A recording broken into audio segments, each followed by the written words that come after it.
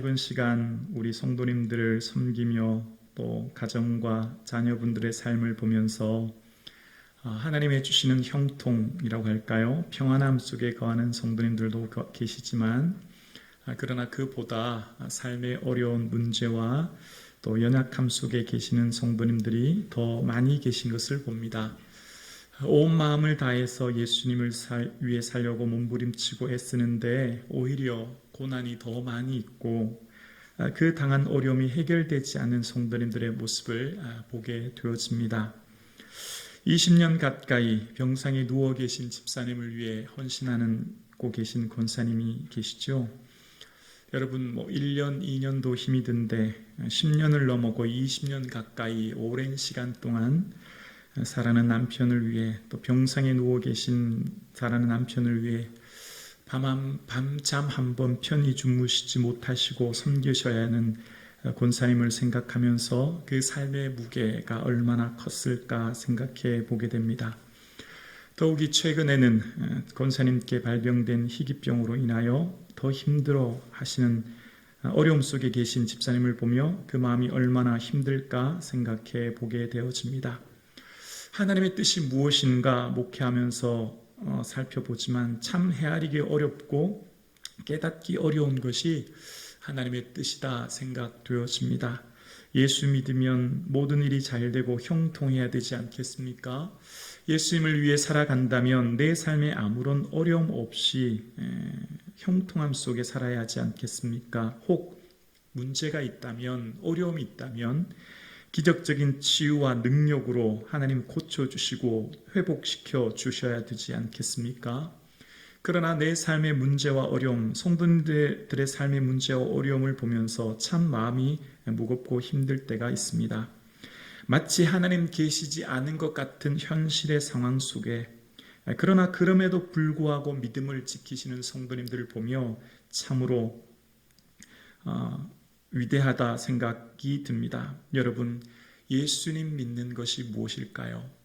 예수님 믿으면 흔히 사회에서 말하는 무슨 무병장수나 만사형통이나 소원성취 이런 것 되어야 되지 않겠습니까? 예수님을 잘 믿는 게 무엇일까요?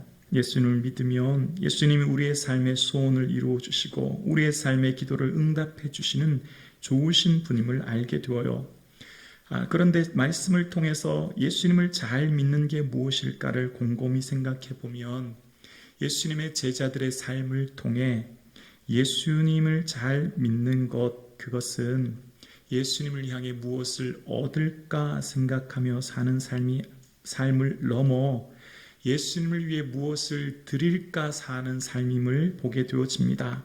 그러니까 예수님을 통해 무엇을 더 많이 얻고 더 많이 누리고자 했던 제자들의 모습, 그러나 그들의 삶이 부활하신 예수님을 만난 이후 예수님을 위해 무엇을 더 드릴까의 삶으로 변화되어졌죠. 그러니까 예수님을 통해 무엇을 더 얻을까? 그러니까 오병이어 사건 후에 예수님이 그런 말씀하셨죠. 저희가 나를 찾는 것은 떡을 먹고 배부른 까닭이라. 예수님을 쫓았던 많은 무리들을 향해 하셨던 말씀이에요. 그리고 그 무리들은 자기들의 유익을 위해 예수님을 쫓았고 이제 그 나라의 이스라엘을 해방시켜줄 지도자로 예수님을 세워서 임금 사무를 하시죠. 그러나 주님은 그것을 뿌리쳐 떠나십니다. 그러니까 많은 무리들이 예수님을 쫓았지만 그 무리들의 중심에는 나의 유익, 무엇을 더 얻을까가 그 중심이었거든요. 그런데 주님은 얼마나 많은 무리가 자신을 따르느냐에는 관심이 없으셨습니다. 예수님의 관심은 온전한 제자들이 주님을 따르기를 원하셨고 그 제자들에게 조건은 자기를 부인하고 자기 십자가를 지고 주님을 따르는 것이라고 말씀하십니다. 그러니까 예수님께서 찾으시는 사람은 떡을 먹고 배부른 자기의 유익을 위해 예수님을 쫓는 무리를 넘어 예수님의 참 제자로 예수님을 위해 나의 삶을 드리는 십자가를 지는 제자를 오늘도 찾고 계신 줄로 믿습니다. 예수님께서 가신 그 길 나도 따라가며 예수님 본받아 나도 내 삶의 무거운 삶의 십자가를 지는 성도를 오늘도 주님은 찾고 계신 줄로 믿습니다. 우리는 오늘 본문을 통해 베드로의 삶을 통해 예수님의 십자가를 지고 갔던 베드로를 묵상하게 되어지는데요. 지난 시간 여러분 기억나시죠? 이 베드로의 삶에 자기 자신의 자랑, 칭찬 그런 것들 전혀 드러내지 않고 오히려 바울로 통하여 심한 모멸감을 느꼈지만 그럼에도 불구하고 사도 바울을 더 알기 어려운 것이 있다 세워주고 높여졌던 베드로 말입니다. 자기를 부인하고 라고 하는 그 부인은 무엇일까요? 부인한다는 것, 나는 아무것도 아닙니다. 그 고백하는 거죠. 나는 아무것도 아닙니다 라고 하는 그 고백하는 것입니다. 그러니까 나는 예수님 앞에 아무것도 아닌 존재로 고백하는 거예요. 그러니까 속상할 일이 없죠. 속도 없는 사람이 되는 거예요. 남들이 볼 때 비난하고 조롱하고 짓밟혀도 아무런 반응하지 않는 겁니다.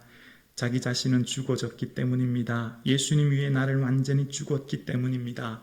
그리고 예수님께서 지라고 하신 그 십자가를 묵묵히 지는 삶, 그래서 내게 주어진 삶의 십자가가 아무리 무겁고 힘들어도 주님을 위해 묵묵히 지는 제자, 그 제자를 주님은 찾고 계셨고 주님은 부르셨죠.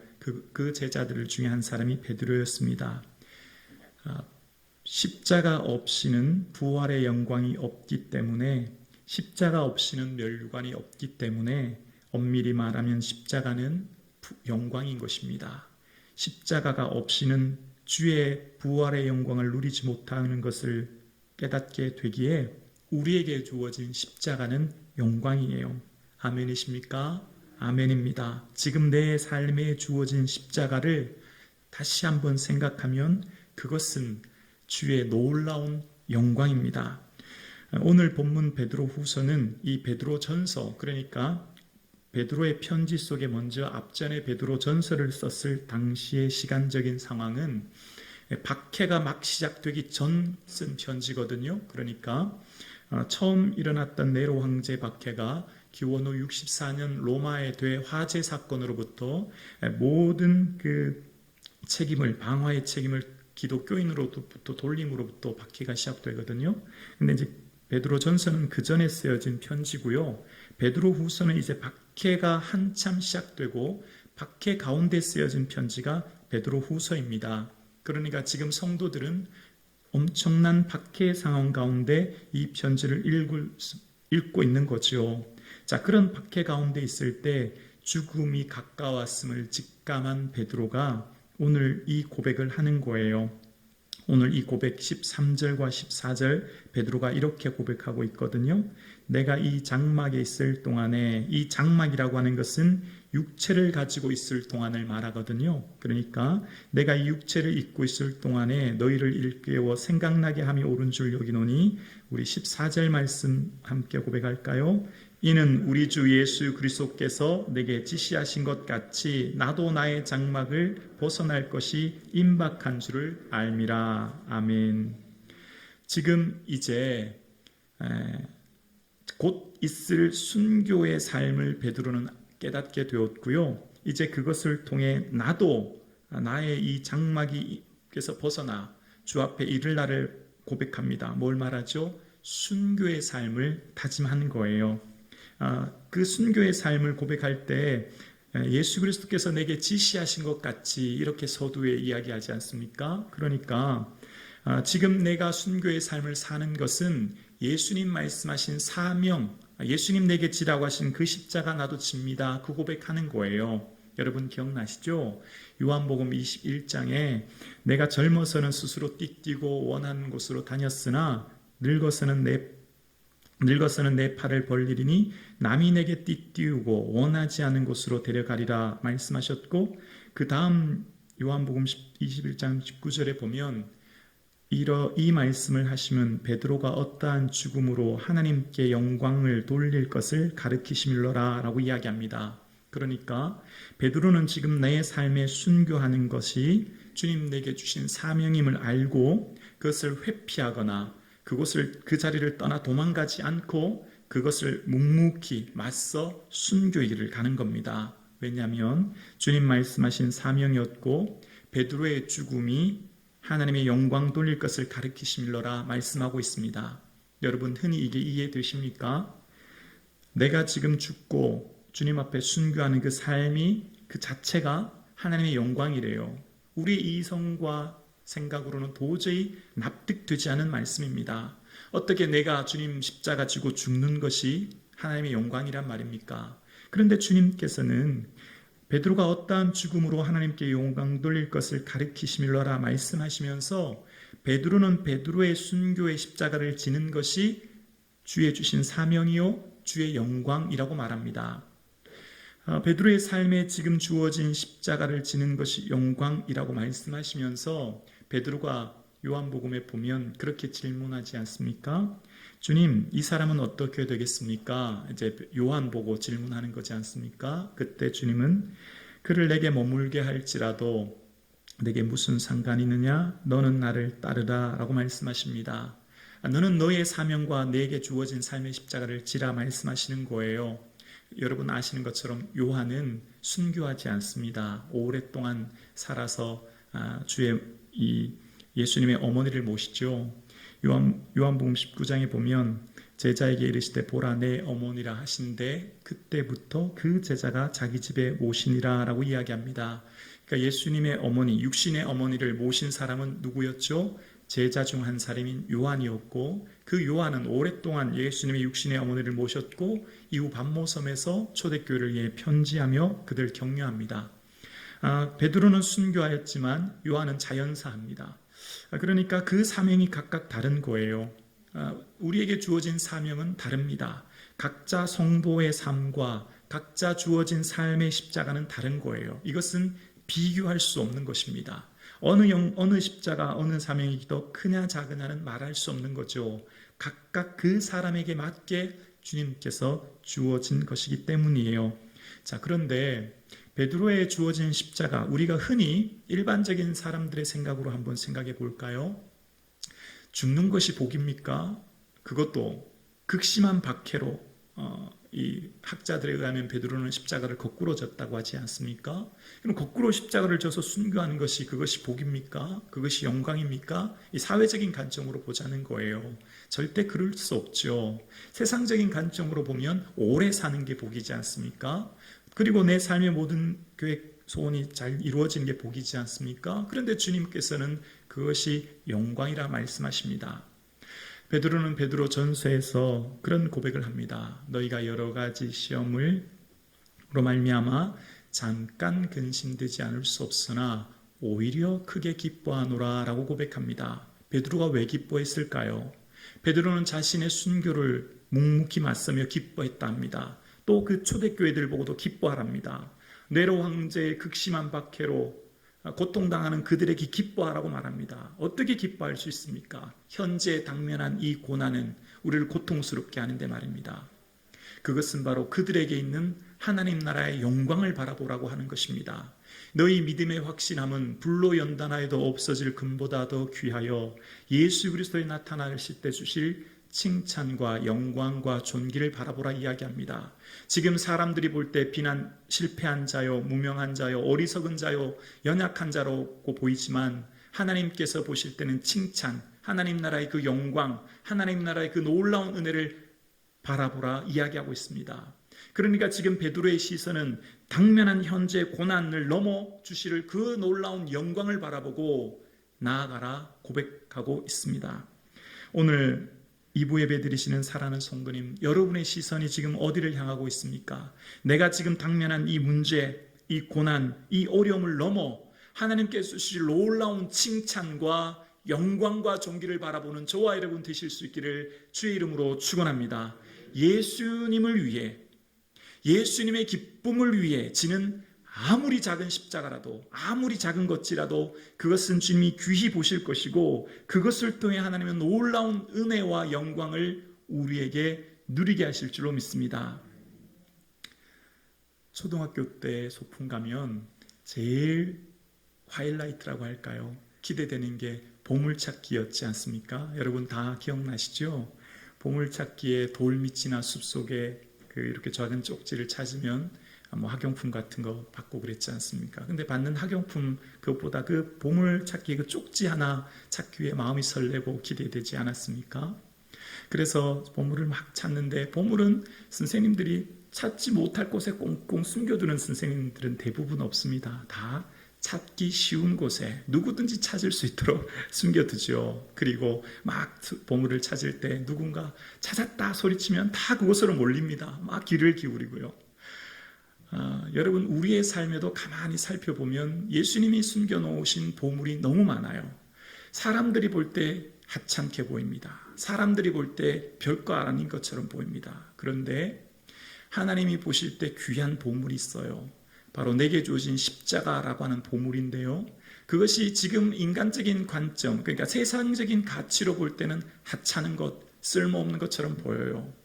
그런데 이것이 하나님의 관점으로 저 영원한 하나님 나라에서 바라볼 때 우리의 삶에 예수님의 기쁨을 위해 진 그 아무리 작은 십자가라도 내가 지금 묵묵히 지고 있다면 그것은 하나님 나라의 놀라운 보물이 될 줄로 믿습니다.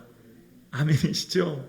지금 저와 여러분의 삶에는요, 놀라운 보물들이 지금 숨겨져 있어요. 단지 내가 잘 알지 못할 뿐이에요. 깨닫지 못할 뿐이에요. 그런데 언제 알 수 있을까요? 하나님 앞에 서면 알게 되겠지요. 하나님 나라의 그 영광 가운데 서면 깨닫게 되겠지요. 내게 얼마나 많은 보물이 있다고 하는 것을 말입니다. 한국 교회 또 세계 교회사를 보면 교회는 순교의 피로 세워진 것을 보게 됩니다. 하늘의 미라이 땅에 떨어져 썩었기에 그 자리에 그 교회가 세워지고 놀라운 부흥을 이루었음을 보게 됩니다. 리처드 범브란트라고 하는 루마니아 교회를 섬겼던 목사님, 나치 점령 기간 동안 오랜 기간 감옥에 계셨죠. 무려 한 14년이 넘는 기간 감옥에 있었습니다. 39세 때 투옥되셨다가 8년간 계시다가 이후에 석방되지만 다시 6년간 투옥되죠. 그분의 이 간증, 그 삶을 순교자들의 소리라고 하는 자료에 보면 그분의 삶을 이렇게 고백합니다. 저는 1948년 2월 29일 지하교회를 섬기다가 납치되어 감금되었습니다. 그들은 저를 고문했습니다. 제 척추와 뼈들을 부러뜨리고 12군데나 칼자국을 냈고 18군데의 화상자국을 남겼습니다. 저는 감옥에서 나온 후 일주일 만에 다시 복음을 전하게 되었고 그러나 그 후 다시 투옥되었습니다. 저와 제 아내가 잡힌 후, 참 이 부분을 읽으면 참 마음이 찡해집니다. 저와 제 아내가 잡혀간 후, 그러니까 목사님과 목사님의 사모님이 투옥되었다는 거죠.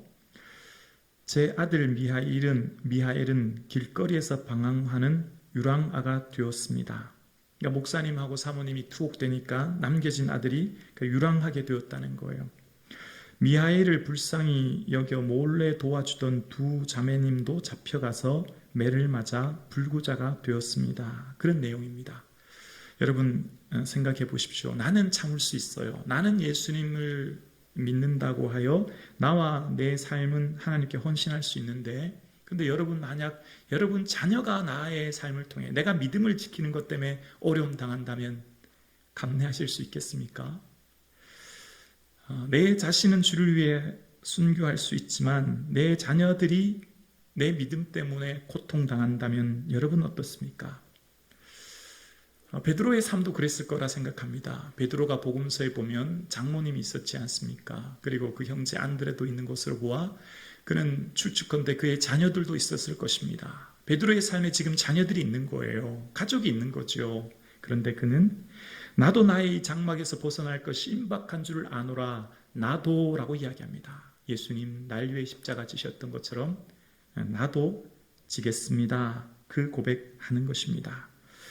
여러분 이러한 고백하실 수 있으시겠습니까? 예수님의 기쁨이라면 나의 삶을 주님을 향해 드리실 수 있겠습니까? 오늘날 수많은 성도님들이 한국교회에서 예배를 드립니다. 그러나 교회가 어려움이 있고 문제가 생기면 순식간에 사라지는 연약한 모습들의 성도님들의 모습을 보게 되었습니다. 왜 그럴까요?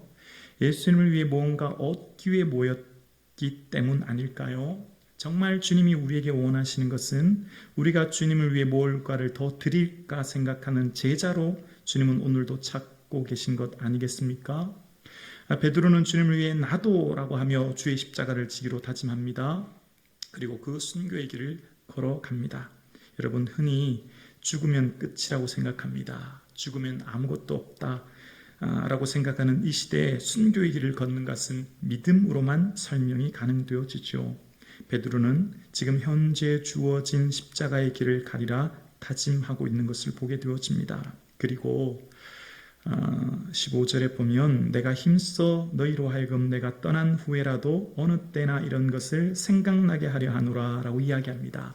베드로는 내게 남겨진 성도님들을 더 생각합니다. 지금 내가 지는 십자가, 내가 죽고 난 이후, 내가 떠난 이후의 성도님들을 생각하는 거예요. 한 주간 동안 말씀을 묵상했거든요. 정말 이 순교의 삶을 살았던 베드로, 그의 헌신을 기억하며 그러한 삶을 내가 살아야 되겠다 한번 다짐해 보게 되어집니다. 정말 그 길이 얼마나 어렵다고 하는 것을 다시 한번 생각해 보게 되어집니다. 그런데 여러분, 이 땅에 사는 모든 존재는 영원히 삽니다. 예수 믿는 사람이든지 예수 믿지 않은 사람이든지 다 영원히 살아요. 문제는 어디에서 영원히 사느냐의 문제지요. 요한복음 5장 29절에 보면 선한 일을 행하는 자는 생명의 부활로, 악한 일을 행하는 자는 심판의 부활로 나오리라 말씀하십니다. 모든 사람들이 죽으면 끝이라고 하지만 죽음은 끝이 아니에요. 다시 말하면 이 땅을 살아가는 모든 사람들은 영원히 사는 존재입니다. 그런데 죽음 이후에 어디에서 영원히 사느냐가 육체를 입고 있는 동안 이 땅에서 결정되어지죠.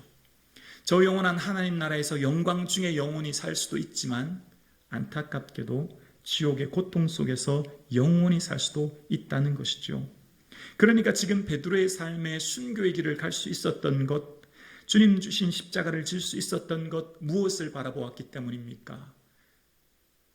주의 주실 영광, 저 영원한 하나님 나라를 이미 이곳에서 맛보고 경험하고 깨달았기 때문입니다. 환난에 경한 것이 지극히 크고 영원한 영광을 이룰 것을 그는 보았기 때문이에요. 지금 내게 주어진 삶의 십자가가 어렵지만 주의 주실 놀라운 영광을 그는 보았기 때문입니다. 오늘 2부 예배 드리시는 사랑하는 성도님들의 삶을 통해 주님 부르시는 제자로서의 삶을 삶으로 내게 주셔진 삶의 십자가가 지금은 비록 무겁고 힘들고 어렵지만 그것이 주의 나라의 놀라운 칭찬, 영광, 존귀가 될 줄로 믿습니다. 하나님 나라의 놀라운 보물이 될 줄로 믿습니다. 그렇습니다. 오늘 주어진 내 삶의 십자가는 하나님이 주시는 영광입니다. 하나님이 주시는 영광이에요. 그러므로 지금 나의 삶에 주어진 그 십자가를 향해 묵묵히 걸어가는 것, 그것이 우리에게는 놀라운 은혜가 되는 것이죠. 베드로는 베드로의 삶에 유일하게 베드로 전후서만 남겼지 않습니까? 바울은 13권 이상의 복음서를 남깁니다. 굉장히 많은 분량의 복음서를 남겨요. 베드로는 사실 처음부터 예수님을 따랐지 않습니까? 처음부터 부름을 받았어요. 그러니 베드로는 아마 할 얘기가 있다면 사도 바울보다는 훨씬 하고 싶은 얘기도 많았을 거예요. 더 많은 간증도 할 수 있었을 것입니다. 주님 따라다녔을 때 했을 그 많은 기적들 일일이 열거한다면 13권이 아니라 그 23권 그 이상의 책도 기록할 수 있었을 것입니다. 그런데 베드로의 삶을 생각하면서 베드로는 그 모든 것 요약하고 축소하여 베드로 전후서만 남깁니다. 이거는 그냥 제가 한번 생각해 보았습니다. 왜 그랬을까? 왜 그랬을까? 베드로의 삶에 주님을 부인하고 주와 눈이 마주쳤을 때 그때 그 죄책감, 그 상처, 아픔, 그리고 이제 주를 고향으로 떠났을 때 주님이 다시 불러주시고 주님께서 새롭게 사명을 주셨을 때 이제 나의 인생은 오직 예수님 위해 살기라 다짐했을 것이고, 그래서 나는 이제 온전히 없다. 이 땅에 나의 삶은 없다. 나는 오직 나의 삶에 베드로라는 이름의 존재의 삶은 없다. 베드로라는 이름으로 나타나는 모든 영광, 명성은 이 땅에 없다. 나는 이제 내 남은 인생 얼마 남지 않았지만 오직 예수님의 이름, 예수님의 영광, 예수님만 드러나는 삶을 살겠다 다짐했을 것이라 생각해 봅니다. 베드로의 삶에 그 많은 기적과 환상을 기록할 수 있었지만 유일하게 변화산 기적만 고백합니다. 변화산 사건만 고백합니다. 이는 내 사랑하는 아들이요 내 기뻐하는 자라 라고 하는 변화산 사건을 이후에 17절에 고백하지요. 오직 그것을 고백하는 이유도 딱 한 가지, 예수님이야말로 하나님의 아들이셨다. 예수님이야말로 다시 이 땅에 오신다. 모든 영광 예수님께 돌리기 위해 딱 한 번의 간증만 고백합니다. 베드로의 인생, 나는 죽어져 썩어져 없어져 버리고 나의 남은 인생 오직 예수님만 높여드리고 예수님만 존귀되면 된다 고백했던 그의 삶의 인생을 보게 됩니다. 그리고 베드로는요, 베드로후서 3장 12절에 하나님 날 임하기를 간절히 바라보고 사모하라. 그날에 하늘이 불에 타고 부러지고 물질이 뜨거운 불에 녹아지려니와 우리는 그의 약속대로 의의가 있는 곳인 새하늘과 새 땅을 바라보도다 고백합니다. 이 땅의 모든 것들 불에 녹아지고 사라지고 없어질 것인데, 이 땅의 인생, 100년의 인생도 사라져 들풀처럼 없어질 인생인데, 이 땅에 있는 모든 것들이 사라질 것인데 우리에게는 영원한 새하늘과 새 땅이 있고 그곳에서 영원한 영광을 바라보는 베드로는 이제 초대교회의 환난과 박해 가운데 있는 그들에게 온전히 하나님 날 임하기를 바라보고 사모하라고 간증하며 그의 삶도 순교의 길을 걸어갑니다. 2021년 오늘을 살아가는 저와 여러분, 어떠한 태도로 예수를 믿고 신앙생활 하십니까? 무엇을 위해 이 예배를 드리고 계십니까? 내 남은 인생 예수 그리스도와 복음 위에 사는 저와 여러분의 인생 되어질 수 있기를 주의 이름으로 축복합니다. 예수 그리스도의 남은 고난을 내 육체의 체험으로 하나님의 예수 그리스도의 영광만이, 나는 온전히 죽어 없어지고 오직 내 안에 예수님만이 드러나는 복된 삶 사실 수 있기를 예수님의 이름으로 축복합니다.